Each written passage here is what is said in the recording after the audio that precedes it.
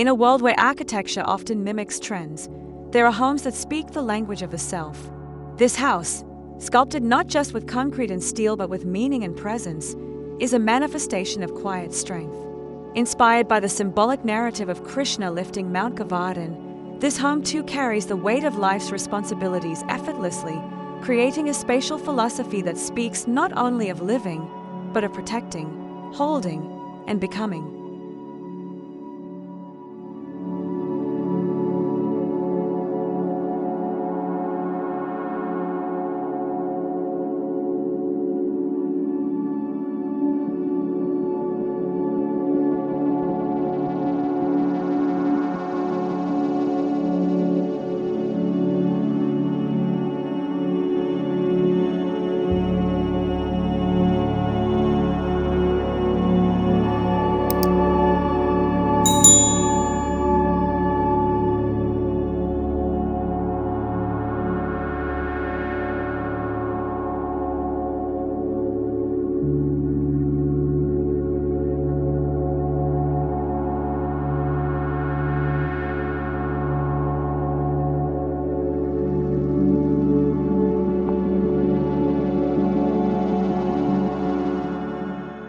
Much like the divine act of lifting a mountain with grace, this home carries its own metaphorical weight.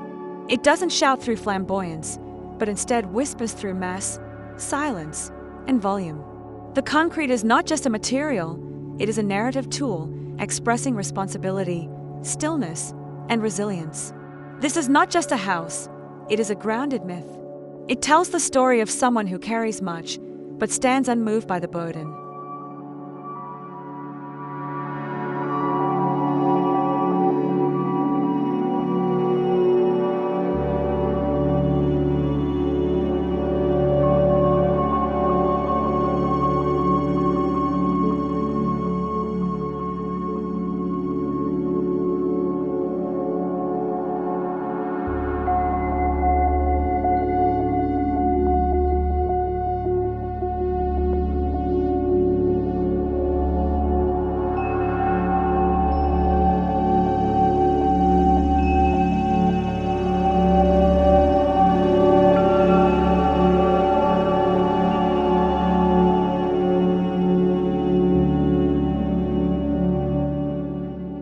From the outside, 6 monumental concrete walls stand tall like ancient sentinels.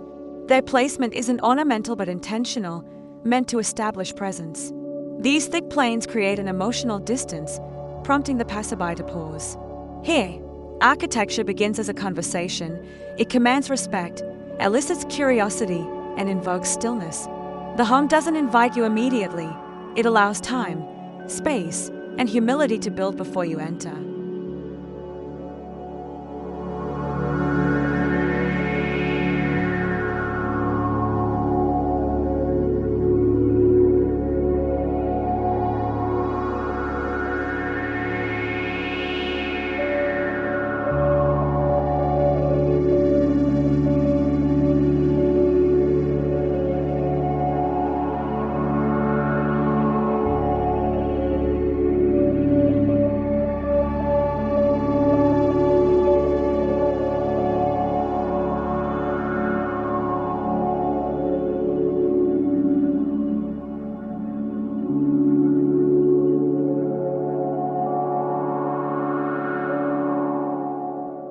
As one walks past the staggered planes, they experience the architecture in motion. The volumes unfold slowly, never revealing too much at once. The long driveway acts as a mental corridor, asking the visitor to transition from the noise of the world to the quietude within. Architecture becomes a narrative in layers, from the outside to the semi-public to the deeply private. This careful gradation transforms movement into introspection.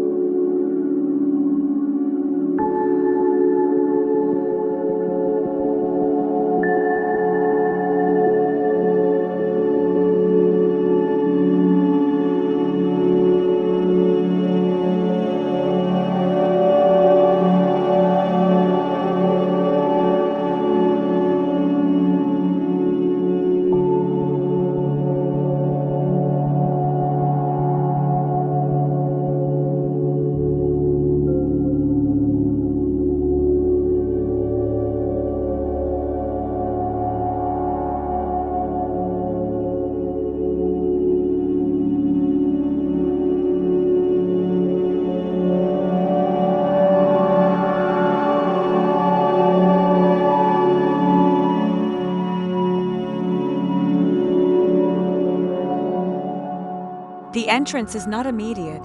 There is a pause, an intentional hesitation built into the design. This is where visitors compose themselves, aware of the spatial dignity ahead.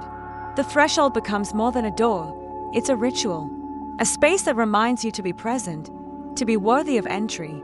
As the light narrows and the sound softens, you realize architecture can teach us to be more deliberate in how we arrive.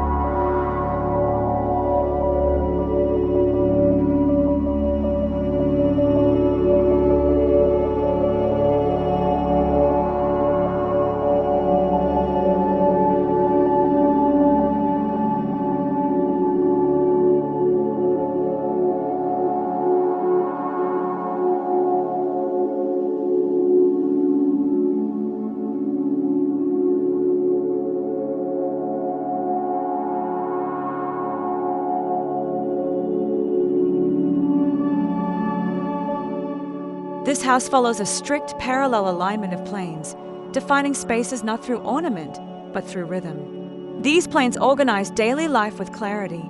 Public spaces, shared in-between zones, and private areas are all arranged in a sequential flow. The user is guided without confusion. Each space serves a psychological function, narrowing from community to solitude, from conversation to contemplation.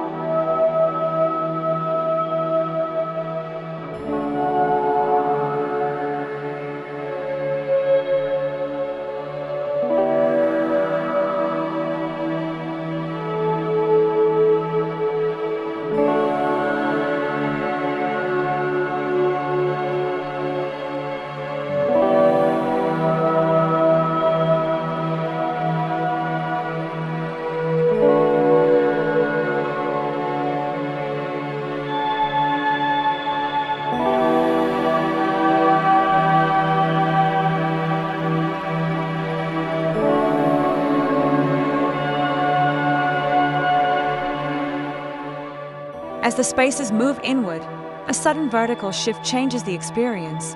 A double-height volume appears like a breath taken deeply. This central atrium isn't a gesture of luxury, but of relief. It reflects the spiritual ascent of the dweller. The light spills differently here. The shadows grow taller. This is where the house feels alive, like it too inhales and exhales, grounded in its mess but breathing in openness.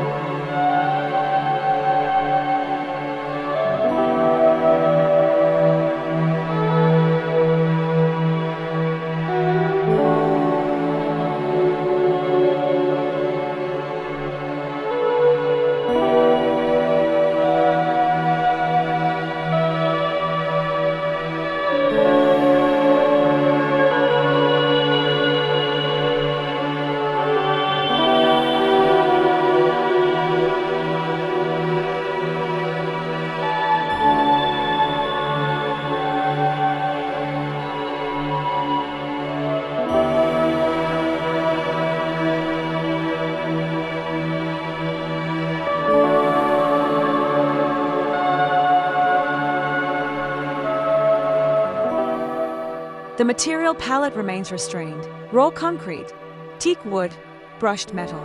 Yet each material is chosen not for aesthetic alone, but for resonance. The concrete is textured to reflect time. The wood is aged to feel familiar. The metal is matte, absorbing more than it reflects. The result is tactile minimalism, not cold, but contemplative, a sensory language of stillness and responsibility.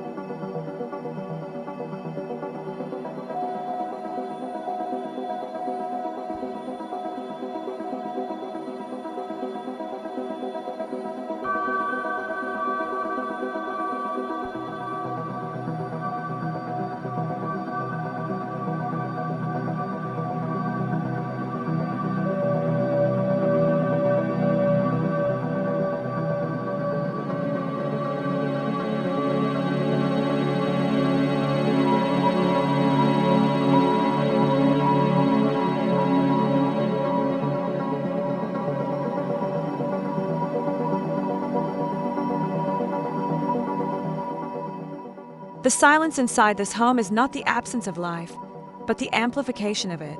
Acoustic control, visual restraint, and spatial balance contribute to an interior that is quiet but not vacant. Every sound, from footsteps to wind brushing the courtyard, is intentional. This is a space where noise becomes meaningful and quietness becomes an architectural element in itself.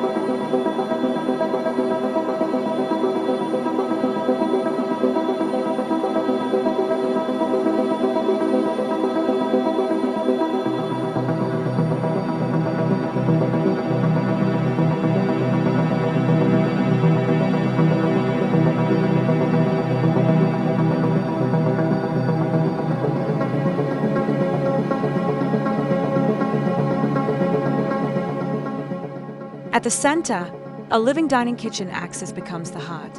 Here, family happens. Laughter echoes off the concrete, but never gets lost. Meals are shared under shifting skylight shadows.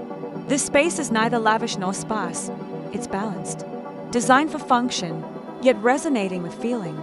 The table becomes more than a place to eat. It's the altar of daily life, honoring rituals both mundane and sacred.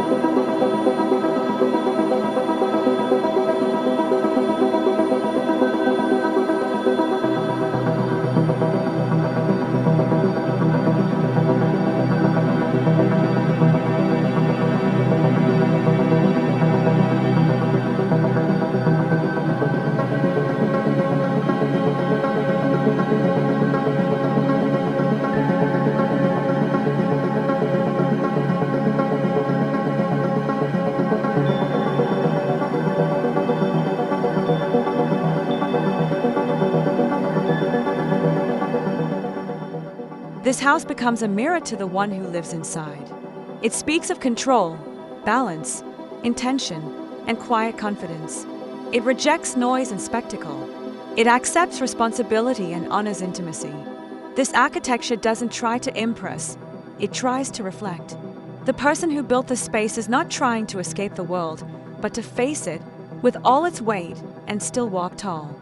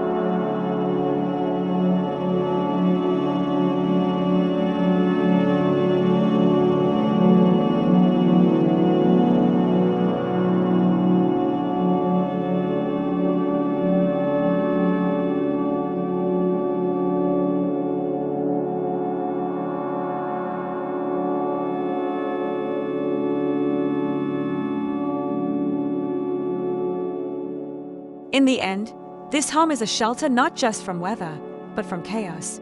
It is a monument not to ego, but to the quiet divinity of everyday life. It doesn't lift mountains like Krishna did, but it shows us that when love and responsibility align, even the heaviest burdens can feel like air. This is not just design. This is devotion, poured into form. A almaz, but one that carries the weight of a world.